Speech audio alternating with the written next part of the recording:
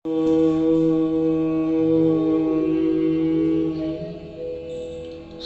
गणेशाय नमः।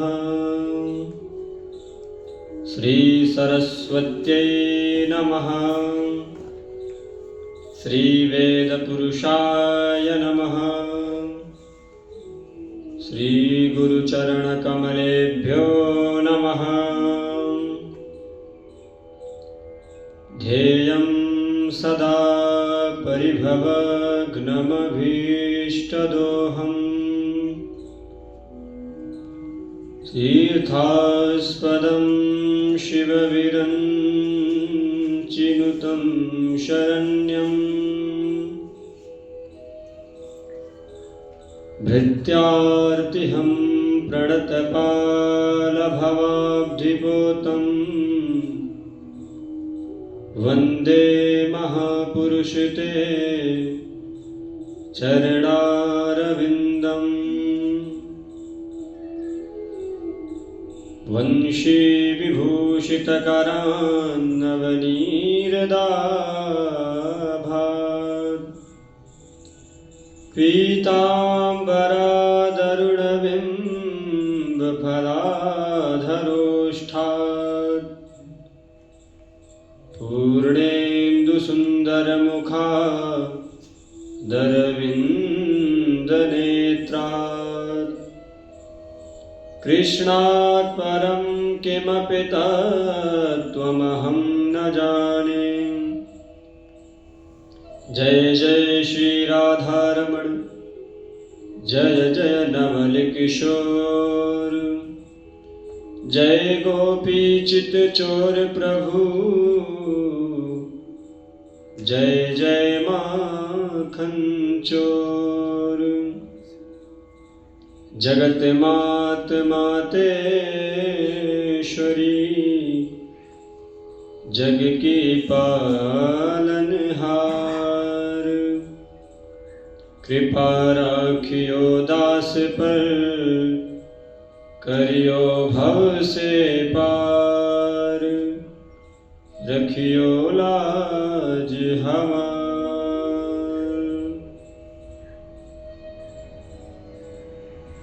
बोले श्रीमद् भागवत महापुराण की जय हो।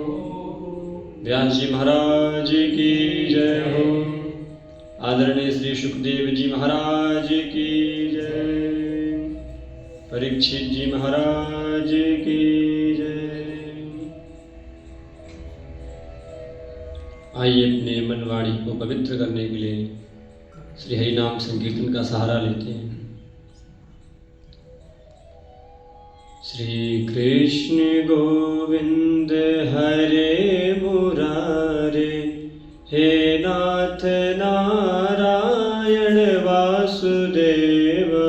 श्री कृष्ण गोविंद हरे मुरारे, हे नाथ नारायण वासुदेव। श्री कृष्ण गोविंद हरे मुरारे, हे नाथ नारायण वासुदेव। श्री कृष्ण गोविंद हरे मुरारे, हे नाथ नारायण वासुदेव। पितुमात स्वामी सखा हमारे, पितुमात स्वामी सखा हमारे, हे नाथ नारायण वासुदेव। श्री कृष्ण गोविंद हरे मुरारे, हे नाथ नारायण वासुदेव। श्री कृष्ण गोविंद हरे मुरारे, हे नाथ नारायण वासुदेव। बोले लक्ष्मी नारायण भगवान की जय हो। श्री व्यास जी महाराज की जय हो। सब संतन की जय, सब भक्तन की जय। जय जय श्री राधे श्याम। कल के सत्र में हम सभी लोगों ने श्रवण किया था कि धुंधकारी बहुत ही गलत मार्ग में चल गया था।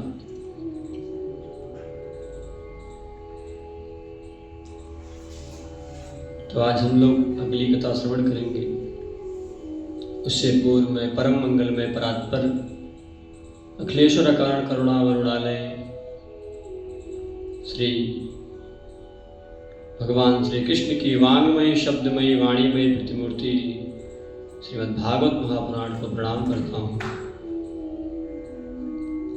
जिनके सानिध्य में रहते हुए हम सभी लोग अध्ययन का कार्य कर रहे हैं।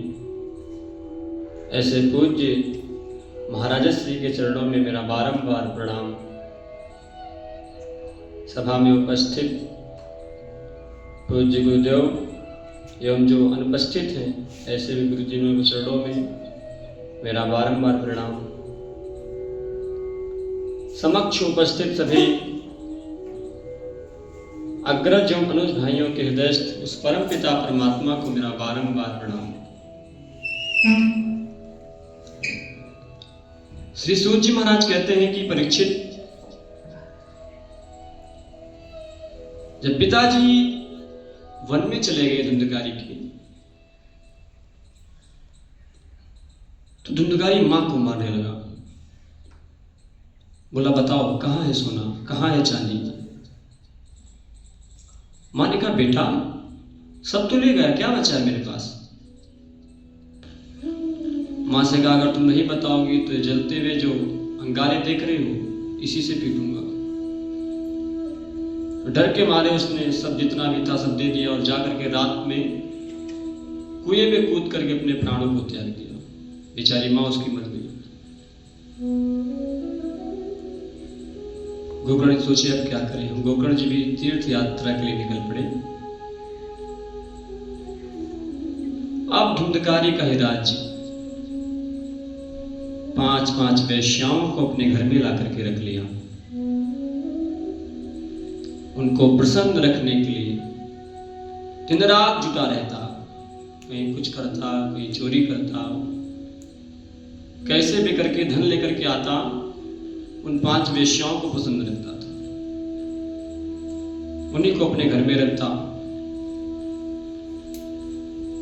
अब वैसे सोच रहे हैं कि ये चोरी भी कर रहा है, सब जगह से पैसे लेकर के आ रहा है, राजा के घर से भी पैसे चुरा के ला रहा है। यदि ये पकड़ा गया तो हम भी पकड़ी जाएंगे, राजा हमको भी पकड़ लेगा। ऐसा उन लोगों ने सोचा और धुंधकारी को एक दिन रात में रस्सी से जकड़ करके बांध दिया। उसके गले में फंदा डाल दिया रस्सी का। लेकिन कहते हैं कि जो ज्यादा पापी होता है ना, उसकी मृत्यु जल्दी नहीं होती है। तो धुंधकारी की भी मृत्यु नहीं हो रही थी। एक वैश्या ने जलते हुए अंगारे लेकर के आई और उसके मुंह में डाल दिया, उसी से उसको पीट के मार दिया। उसके बाद उसका शव पृथ्वी में गाड़ दिया खोद के। जिसके चरित्र को देखने मात्र से ही घृणा हो जाए ना, वही धुंधकारी है। उसके बाद धुंधकारी प्रेत बन गया अपने कुकर्म के कारण। क्योंकि जो भी अपने जीवन में कुकर्म करता है, सत्कर्म नहीं करता, उसकी मृत्यु होने के बाद उसको प्रेत ही बनना पड़ता है।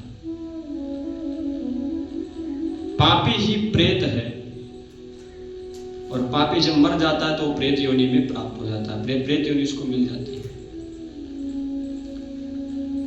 कहते हैं पापी तो यमपुरी में भी नहीं जा सकता, उसको भटकना ही पड़ता है, संसार में भटकता है प्रेत बन करके, भूखा प्यासा, इधर जाएगा कहीं उधर जाएगा, कहीं बैठ नहीं सकता क्योंकि हवा है, कहीं बैठे तो उड़ जाता है।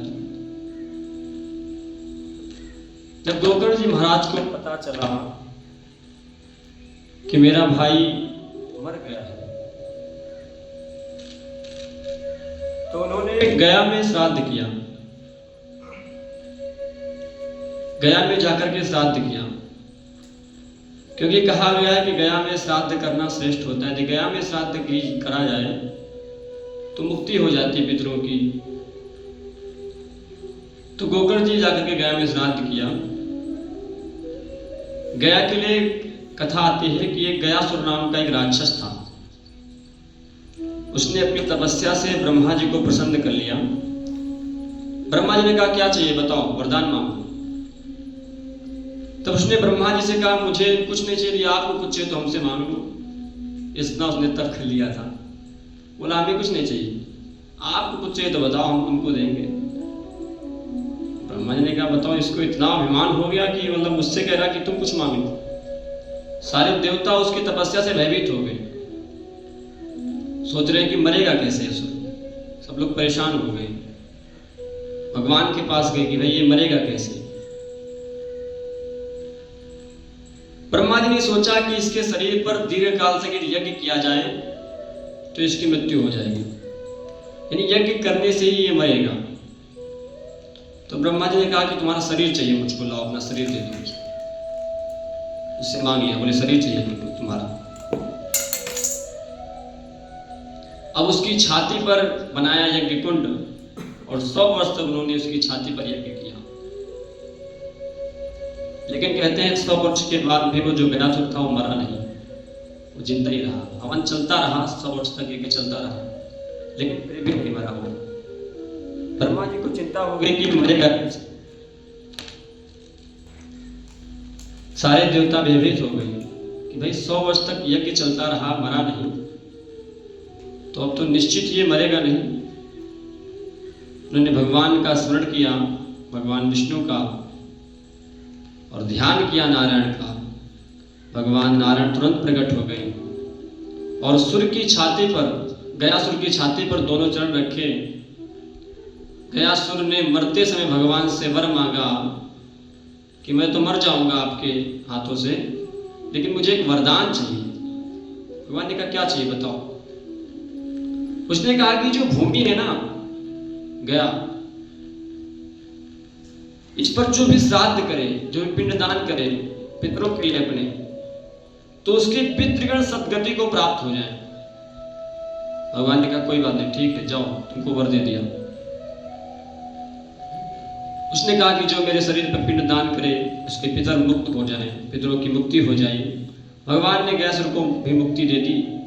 तो भगवान के वरदान के कारण गया जी में जो पितृ श्राद्ध करने वाले पितरों को मुक्ति हो जाती है। तो गोकर्ण जी कहते हैं कि गया में श्राद्ध जाकर गोकर्ण जी ने किया, और कुछ दिन बाद जब गोकर्ण जी महाराज अपने घर में लौट करके आते हैं तो आते आते रात्रि का समय हो गया था, अंधेरा हो चुका था। गोकर्ण जी सोचा मेरा गांव है, जाऊंगा, लोग मिलेंगे। लेकिन अब जैसे ही गोकर्ण जी ने आत्मदेव जी के घर में प्रवेश किया, वो सुंदर व्यक्त का घर, ब्राह्मण का घर, जैसे उसने प्रवेश किया तो तरह तरह की आवाजें आने लगी। गोकर्ण जी के सामने देखा तो कहीं भेड़ खड़ा है, देखते देखते हाथी बन गया, फिर देखा तो भैंसा बन गया, कभी इंद्र बन जाता, कभी अग्नि बन जाता, और अंत में वह एक मनुष्य के रूप में प्रकट हो गया।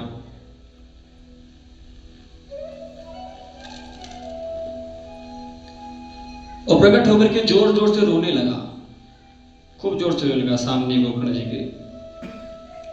गोकर्ण जी ने पूछा तू कौन है भाई, तू सता क्यों रहा मुझको, भयानक रूपों से मुझको क्यों डराता है तू, तेरी ऐसी दशा किसने की, क्या हो गया तुझे। लेकिन वो बोल नहीं पा रहा, वो रो रहा है। गोकर्ण जी ने जैसे ही जल का छींटा उसके ऊपर मारा, तुरंत बोल पड़ा, अहम भ्राता त्वदीयोऽस्मि धुन्धुकारीति नामतः स्वकीयेनैव दोषेण ब्रह्मत्वं नाशितं मया। भैया, मैं आपका भाई धुंधकारी हूं। मैं अपने ही कुकर्मों के कारण प्रेत बन गया हूं। मुझे प्रेत योनि मिली है। मैं दर दर भटक रहा हूं प्रेत बन करके। मैंने इतने पाप किए हैं, मैंने इतने दुष्कर्म किए हैं कि इसकी कोई गणना नहीं कर सकता। इन्हीं कुकर्मों के कारण मुझको प्रेत बनना पड़ा। मैं दर दर भटकता हूं, भूखा हूं, प्यासा हूं, मुझे पानी नहीं मिलता, मुझे भूख लगती तो भोजन नहीं मिलता। बहुत रो रहा है और कह रहा है आप जैसा जिसका भाई वो ऐसे भटके, ये अच्छी बात है, क्योंकि आप तो विद्वान हैं, आप चाहे तो मेरी मुक्ति कर सकते हैं। लोग क्या कहेंगे कि इतना विद्वान जिसका भाई वो ऐसे भटक रहा। गोकर्ण जी ने कहा कि भले आदमी तुम प्रेत बनकर पड़े हो। अरे मैंने सुना था तुम्हारी मृत्यु का समाचार, तो मैंने जाकर गया में श्राद्ध किया और तुम अभी प्रेत ही बने हो।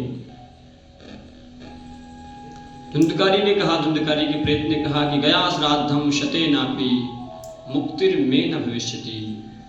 आप गया में एक श्राद्ध नहीं 100 श्राद्ध भी यदि कर लेंगे तो भी मेरी मुक्ति होने वाली नहीं है, क्योंकि मैं छोटा मोटा पापी नहीं हूं, मैंने बहुत पाप किए। गोकर्ण जी ने कहा कि तुम चिंता मत करो, मैं तुम्हारी मुक्ति का कोई उपाय करूंगा। रात्रि भर गोकर्ण जी महाराज सोचते रहे क्या करें इसकी मुक्ति के लिए। कोई हल नहीं निकला। तो सुबह जो पंडित लोग थे गांव के, उनसे चर्चा की। उन्होंने भी सारे शास्त्रों को उलट पलट के देखा, लेकिन कोई साधन उनको मिला नहीं। अंत में लोगों ने एक निर्णय किया कि इसका उपाय यदि कोई बता सकता है तो भगवान सूर्य बता सकते हैं। तो गोकर्ण जी ने अपने तप के प्रभाव से, कहते हैं, सूर्य को रोक लिया। उनको प्रणाम करके बोले कि भगवान, किसी प्रेत की मुक्ति कैसे होगी?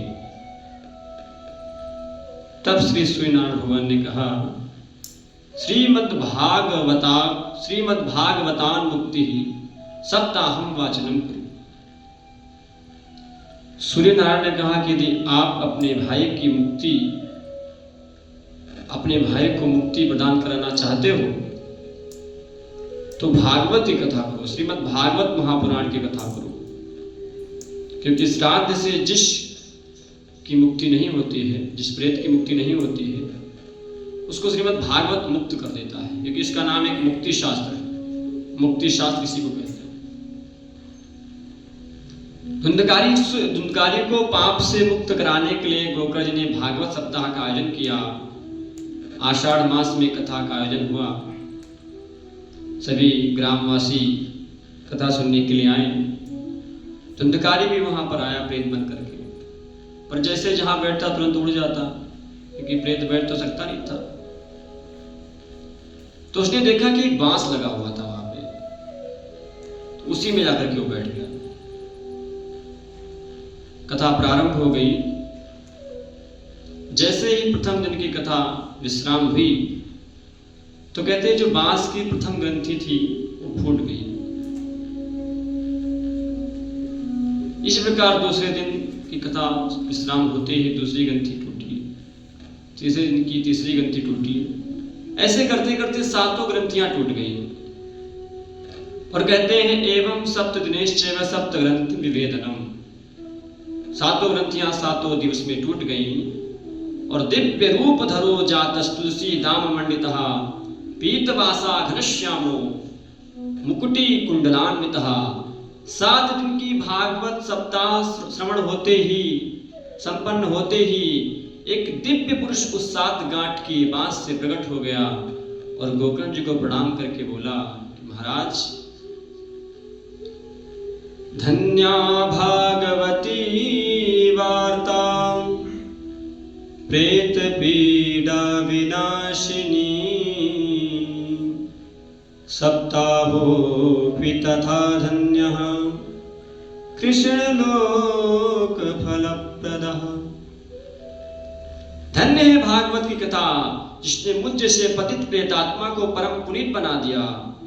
धुंधकारी को लेने के लिए पार्षद विमान लेकर के आ गए। अब जैसे ही धुंधकारी को विमान में बिठाकर ले जाने लगे तो गोकर्ण जी ने प्रश्न किया कि भैया अत्रयो बहवा सन्ति श्रोतारो निर्मलाः आनी तान विमानानि न तेषां विगुपत्कुतः। गोकर्ण जी ने कहा भैया यहाँ तो हजारों लोगों ने कथा सुनी, काफी संख्या में लोग यहाँ पर आए, बड़ी श्रद्धा से सुनी, लेकिन आप विमान केवल एक लेकर के आए हो, ऐसा क्यों? तब पार्षदों ने कहा भगवान के कि कथा तो सबने सुनी पर कथा सुनने में भेद था। श्रवणस्य विभेदेन फलम भेदयोत्र संस्थितः। जब श्रवण में भेद हो जाता है तो फिर फल में भी भेद हो जाता है, इसीलिए विमान केवल एक आया है। धुंधकारी कथा सुनता था, केवल एक आसन में बैठ करके सुनता था। जब तक कथा चलती थी उसका मन एकाग्र रहता था, केवल ध्यान कथा पे रहता था। 1 घंटे तक एक आसन में बैठ करके वो कथा सुनता था और सुनने के बाद उसका मनन भी करता था, चिंतन करता था कि आज मैंने सुना क्या समझा, लेकिन और कोई इसका चिंतन नहीं करता था, मनन नहीं करता था, वो सुनता तो था। इसीलिए विमान केवल आया है तो धुंधकारी के लिए, क्योंकि इसने सही ढंग से सुना है, अपने नियम से सुना है। भागवत में कहा गया कि अदृढ़म चाहतम ज्ञानम प्रमादेन हतम श्रुतम संदिग्धो यतो मंत्रो व्यग्रचित्तो हतो जपा। बिना दृढ़ता का ज्ञान व्यर्थ है और उसी भांति लापरवाही से किया हुआ श्रवण भी व्यर्थ है। यदि आप श्रवण कर रहे हैं, मन कहीं और है, आपका कुछ और कार्य कर रहे हैं, तो आप श्रवण नहीं कर रहे हो, श्रवण आपका व्यर्थ है। इससे अच्छा कोई और काम कर लेते तो अच्छा रहता। व्यग्र चित्त से किया हुआ जप भी व्यर्थ है।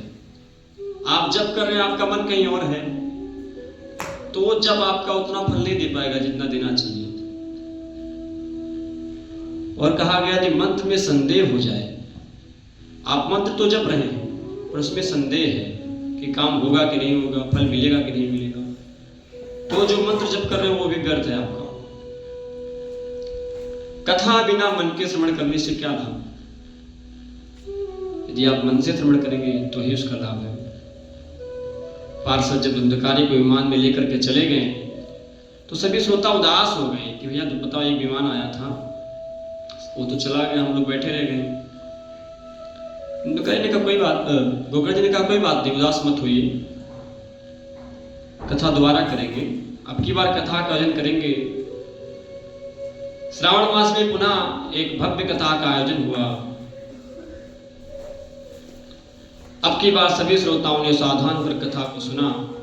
भागवत संपन्न होते जितने श्रोता थे उतने विमान प्रकट हो गए और स्वयं भगवान श्री कृष्ण ने प्रकट होकर गोकर्ण जी को हृदय से लगा लिया। लोग सोचते कि हमने इतनी कथाएं सुनी लेकिन विमान नहीं आया। यदि आप अच्छे से कथा सुनेंगे, उसका मनन करेंगे, तो निश्चित ही आपको भक्ति मिलेगी। और कहा विगता माना, जिसको कथा सुनने के बाद जिसका मान नष्ट हो जाए तो समझ लो विमान आ गया। आज की कथा हम यही विश्राम करेंगे। कल पुनः हम सभी लोग कथा के अगले सत्र में श्रवण करेंगे अगली कथा। आइए कुछ श्री नाम संकीर्तन का सहारा लेते हैं। श्री कृष्ण गोविंद हरे मुरारे, हे नाथ नारायण वासुदेव। श्री कृष्ण गोविंद हरे मुरारे, हे नाथ नारायण वासुदेव। पितु मात स्वामी सखा हमारे, पितु मात स्वामी सखा हमारे, हे नाथ नारायण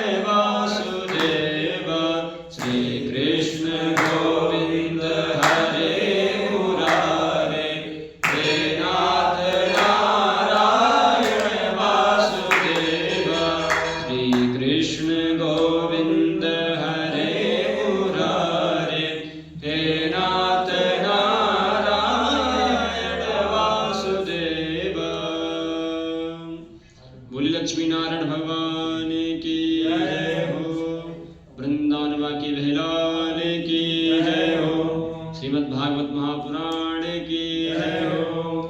जय जय श्री